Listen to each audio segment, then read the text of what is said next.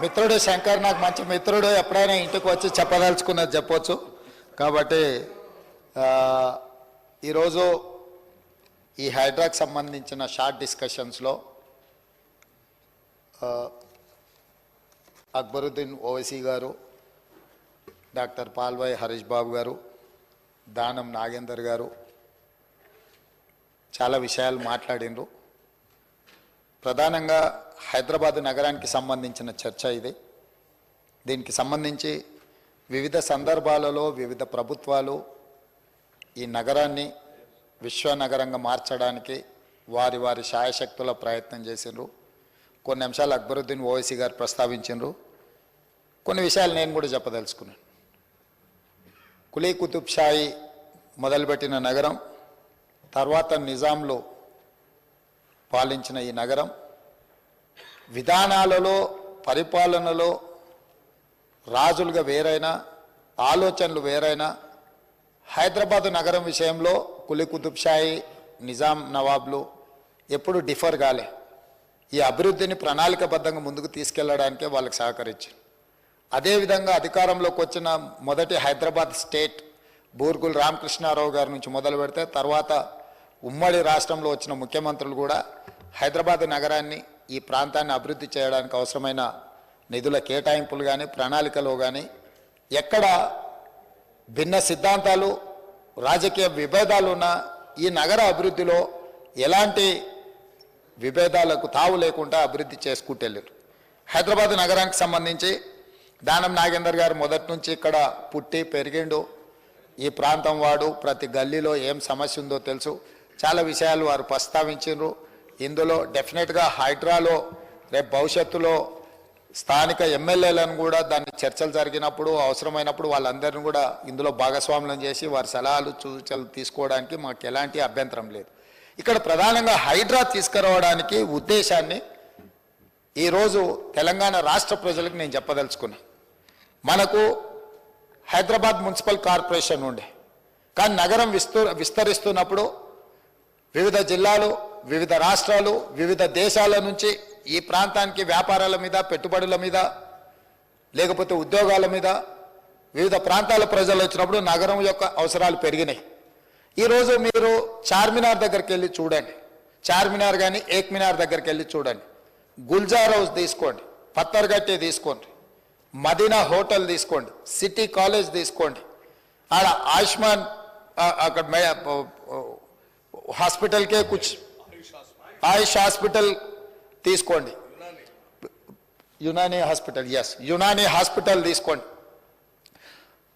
మీరు ఏదైనా అవసరానికి ఎక్కడి నుంచైనా వ్యాపార రూపంలో కానీ, లేకపోతే ఇతర కొనుగోలు విషయంలో బేగం బజార్ విషయంలో కానీ, మోజంజాయ్ మార్కెట్ కానీ, మీకు ఫ్రూట్స్ కొనాలంటే మోజంజాయ్ మార్కెట్లో దొరుకుతుండే, రకరకాల పక్షులు కావాలంటే కబూతర్ ఖానాకి వెళ్తే దొరుకుతుంది, మీకు రకరకాల రాళ్ళు వీటి నగిసీలు చెక్కడానికి పత్తర్గట్టిలో ఉంటుండే, అక్కడనే మీకు బట్టల కోసం మన కాడ వ్యవస్థ ఉన్నది, మీకు గాజులు లాడ్ బజార్, చుడియా అంటే ప్రపంచంలోనే ప్రసిద్ధిగాంచిన డిఫరెంట్ డిజైన్స్ మహిళల్ని ఆకర్షించడానికి అక్కడ రాజస్థానీ, బీహార్ నుంచి వచ్చిన కార్మికులు అక్కడ చుడి బజార్లో మీకు అక్కడ దొరుకుతాయి. గుల్జార్ హౌస్లో అధ్యక్ష ఈరోజు కూడా ప్రపంచంలో ఎక్కడ ఏ నోటైనా ఉండని, ఎక్కడైనా చెల్లని, రిజర్వ్ బ్యాంక్లో కూడా చెల్లదో కానీ మీరు ఎలాంటి నోటు తీసుకెళ్ళినా గుల్జార్ హౌస్కి వెళ్తే పక్కనే కొన్ని షాపులు ఉంటాయి, మిమ్మల్ని ఇమ్మీడియట్గా తీసుకొని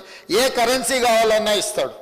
ఏ దేశం కరెన్సీ అయినా ఆ కరెన్సీని మార్చుకోవడానికి అక్కడ అన్ని ఏర్పాట్లు చేసింది. ఇవన్నీ కూడా నిజాం సర్కార్ ఇప్పుడు మన వాళ్ళు స్పెషల్ ఎకనామిక్ జోన్ అని, షాపింగ్ మాల్స్ అని, షాపింగ్ అవుట్లెట్స్ అని, మేము అమెరికాలో చూసి వచ్చినామని, లేకపోతే ఇతర దేశాలలో చూసి వచ్చినాం, దుబాయ్లో షాపింగ్ మాల్కి పోతే అన్ని ఒక దగ్గర దొరుకుతాయి, ఇట్లాంటి మనం చర్చలు వింటున్నాం. 300 years back he has design for everything. ఏమి కావాలన్నా ఎవరు వచ్చినా, ఇంక్లూడింగ్ ఎంటర్టైన్మెంట్ కూడా, కవాలి కోసం, ముజరాల కోసం, మీకు మెహందీ బజార్ అక్కడ ఒక ఎంటర్టైన్మెంట్ అంటే ఎంటర్ప్రినర్స్ వచ్చినప్పుడు లేట్ ఇన్ ద ఈవినింగ్ వాళ్ళకి ఎక్కడికి వెళ్ళాలి అని అంటే అట్లాంటి ప్రాంతాలను కూడా అన్ని ఒక సంస్కృతిని నిజాం సర్కార్ మనకు ఓల్డ్ సిటీలో చార్మినార్ చుట్టూతో ఒక మినార్, ఒక స్ట్రక్చర్ ఒక దేశం యొక్క సాంప్రదాయము లేకపోతే ఒక పరిపాలన యొక్క సింబాలిక్ స్ట్రక్చర్లో ఉంటుంది. అది ఈఫిల్ టవర్ కావచ్చు, లేకపోతే స్టాచ్యూ ఆఫ్ లిబర్టీ కావచ్చు. ఇట్లా ప్రతి నగరానికి ప్రతి దేశానికి ఒకటి ఉన్నట్టు హైదరాబాద్ నగరానికి చార్మినార్ ఒక symbol of our culture. So ఇట్లాంటి గొప్ప గొప్ప చారిత్రాత్మకమైన కట్టడాలతో పాటు మీరు చూడండి 7 టూమ్స్, అక్కడ 100+ స్ట్రక్చర్స్ ఉన్నాయి. 7 టూమ్స్ అని వాళ్ళు 7 మంది కులీ కుతుబ్ షాహీ కుటుంబాలకు సంబంధించిన సమాధులు ఉన్నాయి కాబట్టి 7 టూమ్స్ అంటారు. కానీ నేను మొన్ననే అసదుద్దీన్ ఓవైసీ గారితో పాటు నేను పర్యటనకి వెళ్ళిన, అక్కడ 106 ఎకర్స్లో దాదాపుగా 100 కట్టడాలు చారిత్రాత్మకమైన కట్టడాలు ఉన్నాయి అధ్యక్ష. అట్లా ప్రతి దగ్గర గోల్కొండ కోట నుంచి మొదలు పెడితే ఒక అద్భుతమైన నగరంగా హైదరాబాద్ విలసిల్లింది. ఈ అద్భుతమైన నగరము, ఇక్కడున్న వాతావరణం, ఈ దక్కన్ ప్లాటూన్, ఇక్కడున్న కల్చర్, ఇక్కడున్న రాక్ కల్చర్, హెరిటేజ్ ప్రిసెంట్స్, వీటన్నిటి వల్ల హైదరాబాద్కు ఒక గొప్ప పేరు వచ్చింది. ఇలా నగరం విస్తరిస్తుంది, అవసరాలు మారిపోయినాయి, పరిస్థితులు మారినాయి, సాంకేతిక నైపుణ్యం పెరిగింది. కాబట్టి ఇప్పుడున్న అవసరాల ప్రాతిపదికన రాబోయే 100 సంవత్సరాలకి ఏం అవసరం ఉందో ప్రపంచంలో ఉన్న అన్ని గొప్ప విషయాలను నేర్చుకుని, అది న్యూయార్క్ నుంచి మొదలు పెడితే చాలా దేశాలు స్టడీ చేసి ఈరోజు హైడ్రాని ఏర్పాటు చేసినాం అధ్యక్ష. ఈరోజు మా మిత్రుడు పాల్వే హరీష్ బాబు గారు పేరు మారుస్తే మనకు పేరు ఒక్కటే మార్చలే. ఇంతకుముందు greater Hyderabad area 600+ square kilometres, ఈరోజు హైడ్రాని 2000+ స్క్వేర్ కిలోమీటర్స్కి విస్తరించినము. Outer ring road inside Telangana core urban region, దీనికి ఒక ప్రణాళికబద్ధంగా ఎందుకు ఈరోజు మార్పులు తీసుకురావాల్సి వస్తుందంటే అధ్యక్ష, ఫర్ ఎగ్జాంపుల్ మేడ్చల్ శాసనసభ నియోజకవర్గం, నేను ఎక్కడైతే పార్లమెంట్కు ప్రాతినిధ్యం వహించిన మల్కాజ్గిరి పార్లమెంట్ ఉందో అందులో మేడ్చల్ అసెంబ్లీ. ఈ రింగ్ రోడ్ లోపల గ్రామ పంచాయతీలు ఉన్నాయి, మున్సిపాలిటీస్ ఉన్నాయి, మున్సిపల్ కార్పొరేషన్ ఉంది, జిహెచ్ఎంసీ ఉంది. 4 రకాల పరిపాలనలు లోకల్ అథారిటీస్ ఉండడంతో గ్రామ పంచాయతీలు వాడు 20 ఫీట్ల రోడ్ వేస్తున్నాడు, మున్సిపాలిటీలో ఇల్లీగల్ కన్స్ట్రక్షన్ మేనేజ్మెంట్ లేకపోవడం వల్ల వాళ్ళు ఒక రకమైన విధానం తీసుకొస్తున్నారు, మున్సిపల్ కార్పొరేషన్ బోడుప్పల్ లాంటి 3 ఒక్క మేడ్చల్ అసెంబ్లీలోనే 7 మున్సిపాలిటీస్లు ఉన్నాయి, 3 మున్సిపల్ కార్పొరేషన్స్ ఉన్నాయి అధ్యక్ష, ఓన్లీ 1 అసెంబ్లీ. సో ఇవన్నీ కూడా భిన్నమైన పరిపాలన విధాలు, నియమ నిబంధనలు ఉన్న గ్రామ పంచాయతీలు, మున్సిపాలిటీసు, మున్సిపల్ కార్పొరేషన్లు, జిహెచ్ఎంసీ ఉండడం వల్ల ఈ అధికారుల మధ్యలో ఒక సమన్వయం లేదు.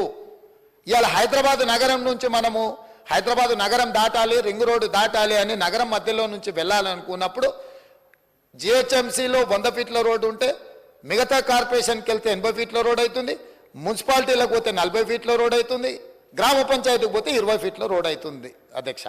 సో ఇక్కడ బయలుదేరిన ట్రాఫిక్ చివరికి బాటిల్ నెక్ లాగా అక్కడికి వెళ్ళిపోయి ఆ ట్రాఫిక్ జామ్లు ఇరుక్కుంటున్నాం అధ్యక్ష. నెంబర్ 1 నాలాలు, హైదరాబాద్ లేక్ సిటీ.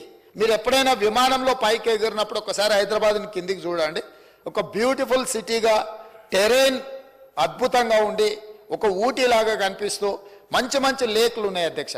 ఇవాళ లేక్లన్నీ కూడా కబ్జాకు లోనైపోయి ఎక్కడ కనిపించడం అసలు కళ్ళు మూసి తెరిసే లోపల మాయమైపోతున్నాయి అధ్యక్ష. రీసెంట్గా హైకోర్టు చాలా సీరియస్గా కామెంట్ చేసింది. అసలు ప్రభుత్వం ఉన్నదా లేదా, ఏం చేస్తున్నారు, కళ్ళ ముందలనే చెరువులు మాయమైపోతుంటే, ప్రకృతిని విధ్వంసం చేస్తుంటే మీకు కనిపించడం లేదా, అధికారులను అందరిని కూడా కోర్టుకు పిలిపించి నించోబెడతామని చెప్పి ఈరోజు కామెంట్ చేసింది అధ్యక్ష. ఇవాళ హైదరాబాద్ నగరంలో ఎందుకు వరదలు వస్తున్నాయి అధ్యక్ష? నగరానికి నీళ్లు రాలే అధ్యక్ష, నీళ్లున్న దగ్గరికి నగరం పోయింది.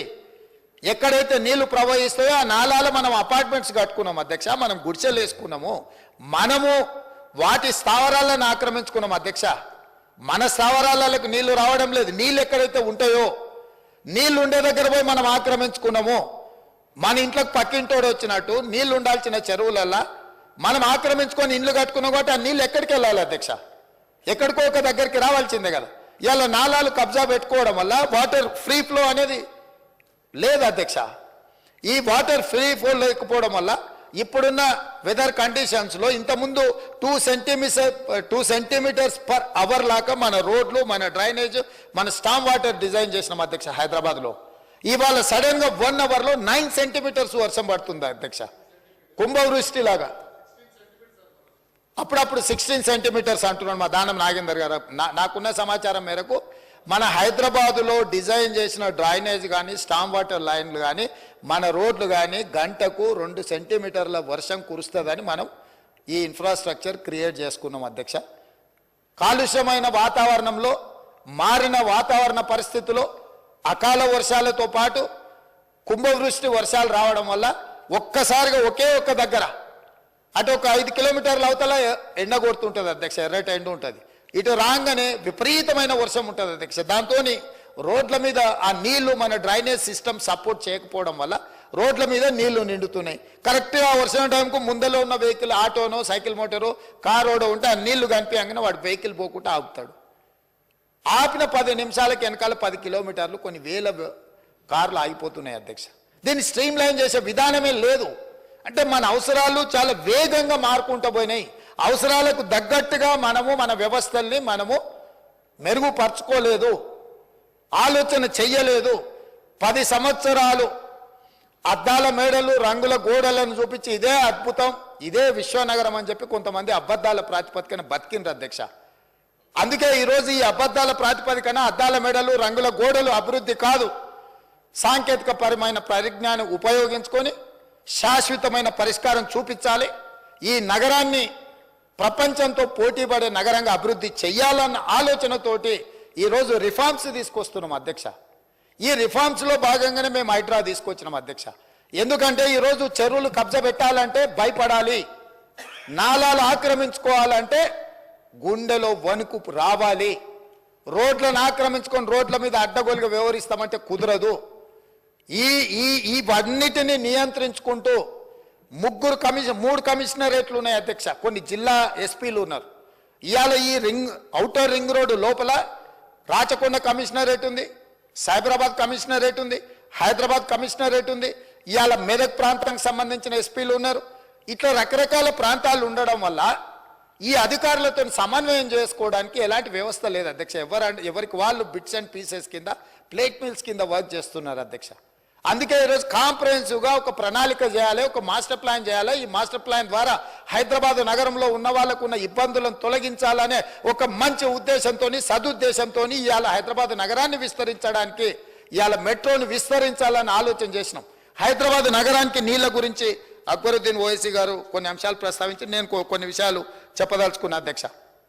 మొట్టమొదట గండిపేట, అదేవిధంగా హిమాయత్ సాగర్లో తాగునీట్లు 1908లో హైదరాబాద్ నగరానికి వరదలు వచ్చి వేలాది మంది చచ్చిపోయినప్పుడు ఆనాడు నిజాం నవాబు ప్రపంచ గ్లోబల్ బిడ్డింగ్ పిలిచి, టెండర్లు పిలిచి ఈ వరదలని నియంత్రించడానికి, నివారించడానికి తీసుకోవాల్సిన చర్యలను చేపట్టాలని పిలిచినప్పుడు మోక్షగుండం విశ్వేశ్వరయ్య 1908లో యాజ్ ఇంజనీర్ ఆర్కిటెక్ట్ అపాయింట్ అయ్యి ఆ రోజు వకారాబాదు, మూసి, ఈసా నదుల నుంచి వచ్చే నీళ్లను నియంత్రించి హైదరాబాద్ మీద వరదలు వచ్చి హైదరాబాద్లో ప్రజలు బాగుండాలి అని చేయడానికి ఆ ప్రాంతం నుంచి వచ్చే నీళ్లను మనకు హిమాయత్ సాగర్, ఉస్మాన్ సాగర్లు ప్రాజెక్టులు కట్టి ఆ ప్రాజెక్టులు ఉత్తర నీటి నిల్వ కోసం పెట్టలే అధ్యక్ష. ఈ హైదరాబాద్ నగరానికి తాగునీళ్ళు అందించడానికి 1921లో పూర్తి చేసి ఆ రోజు నుంచి ఈ రోజు వరకు 100+ ఇయర్స్ అయినా ఈ రోజు హైదరాబాద్ నగర దాహార్తి తీరుస్తున్నది నిజాం ప్రభువు కట్టిన హిమాయత్ సాగర్, ఉస్మాన్ సాగర్ వల్ల ఈరోజు తాగునీటి సమస్య పరిష్కరిస్తుంది అధ్యక్ష. అట్లాంటి మ్యాన్ మేడ్ వండర్స్ ఈ నగరంలో ఉన్నాయి. కానీ అవి సరిపోలేదు విస్తరించే నగరానికి.